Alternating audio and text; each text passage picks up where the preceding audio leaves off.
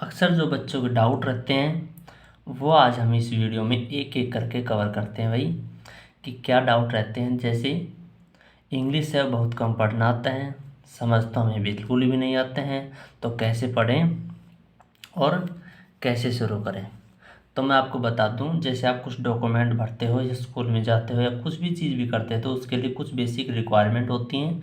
जैसे वोट भी बनाते हो तो उसकी रिक्वायरमेंट 18 साल की हैं, या कोई भी डॉक्यूमेंट बनाते हो, कुछ भी करते हैं तो उसकी ज़रूरत रहती है, कुछ ना कुछ का रिक्वायरमेंट। तो ऐसे इंग्लिश में भी रिक्वायरमेंट है। जैसे जर्नल जर्नल है, ज़रूरी नहीं है, बट आप इंग्लिश सीखते हो तो उसके कुछ नियम है, रूल नियम कह लो या बेसिक फंडामेंटल्स कह लो, तो वो आपको क्लियर करने होते हैं। या उसके जैसे आप कोई भी गेम भी खेलते हो तो उसके बारे में भी आपको जब रूल पता होंगे जब भी तो आप अच्छे से खेल पाओगे। तो यही इंग्लिश को चाहे आप रूल गेम भी मान सकते हैं। तो इसके जो नियम हैं तो वो नियम हम इसके पार्ट ऑफ स्पीच के नाम से जानते हैं। PART, पार्ट ऑफ स्पीच के नाम से जानते हैं। अब पार्ट ऑफ स्पीच क्या है कि जब हम सेंटेंस लिखेंगे तो उसमें हमारा अलग अलग पार्ट हैं, वो अलग अलग पार्ट क्या रोल है और उसकी सभी अलग अलग शाखा हैं, तो वो हमें जानने होते हैं। तो जैसे हम ये जानेंगे तो उसके बाद हमें धीरे धीरे वो भी आने शुरू हो जाएगी, और ऐसे प्रश्न करने से बिल्कुल भी नहीं आएगी, हम चाहे कितने करते रहे। तो हम जैसे क्या क्या जानना ज़रूरी है हमें नॉर्मल में इंग्लिश सीखने के लिए। तो जैसे नाउन है, नाउन क्या होते हैं, उसकी सब कैटेगरी क्या होती हैं। तो ऐसे ही प्रोनाउन क्या है हमारा, तो उसकी सब कैटेगरी। वर्ब क्या है, उसकी सब कैटेगरी, या उसके बारे में पूरा मान लो डिटेल से जानना। तो एडवर्ब क्या होती हैं, उसके बाद हमारा एडजेक्टिव क्या होते हैं। तो इसके अलग अलग पार्ट जानना। उसके बाद 6 पर हमारा मान लो प्रीपोजिशन है, PREPOSITION प्रीपोजिशन। सीक्वेंस इसका चाहे कुछ भी हो, आपको इसकी नॉलेज होनी ज़रूरी है। कंजक्शन CONJUNCTION कंजक्शन के बारे में। उसके बाद हमारा इंटरजेक्शन INTERJUCTION। उसके बाद डिटर्मिनर भी है हमारा। उसके बाद और भी थोड़ा पार्ट है मूड का, टेंस का। तो ये हमारे पास पूरे टेंस हैं। टेंस जब हम लिखते हैं तो उसमें हमारे पूरे टेंस ये पार्ट है वो अलग अलग रोल पर आते हैं, अलग अलग फंक्शन करते हैं। तो उसके बारे में हमारे ये सभी हमें जानने होते हैं। तो जैसे आपकी धीरे धीरे ये क्लियर हो जाएंगे तो उसके बाद आपको भी आ जाएगी। अब हम बढ़ते हैं दूसरे सवाल की ओर।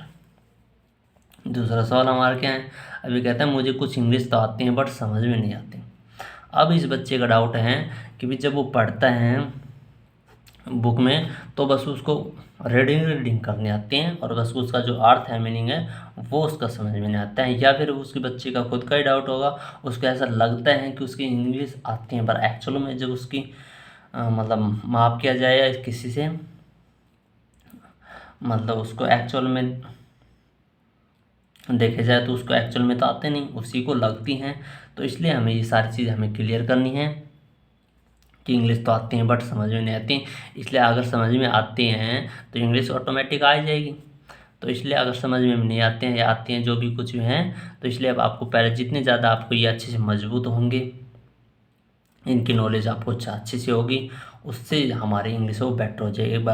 एक बात और बता दूं आपको, जैसे हम इंग्लिश पढ़ते हैं समझते हैं, हम ऐसे समझते हैं कि इंग्लिश है वो हमारी जैसे कितना परसेंट ग्रामर सीखे हैं, कितना परसेंट और कुछ सीखे हैं, या किस हिसाब से हम आपने को माने क्या इंग्लिश हमें आती है या नहीं आती हैं। तो जैसे मैं आपको बता दूँ ग्रामर है वो हमारा लगभग 30-40% है, वो ही होते हैं। बाकी तो हमारे जैसे कॉन्सेप्ट हैं, अलग अलग लॉजिक हैं, वो जब हम अप्लाई करते हैं तो वो इंग्लिश में होते हैं। इंग्लिश को हमारे चेक करने के दो तरीके हैं कि एक तो फर्स्ट में हम ग्रामर देखना है कि उसके ग्रामर है वो ठीक है या नहीं है, सही है क्या, उसका मतलब जैसे पार्ट ऑफ स्पीच वो गलत है या सही नहीं है, तो ऐसे वो चेक करना होता है। उसके बाद हमारे जो लॉजिक हैं कि हमें दुनिया की नॉलेज है या उसका जो लॉजिक बन रहे हैं तो उसके अकॉर्डिंग हमारा वो सही है गलत है, तो उसके अकॉर्डिंग हम इंग्लिश को भी चेक करते हैं।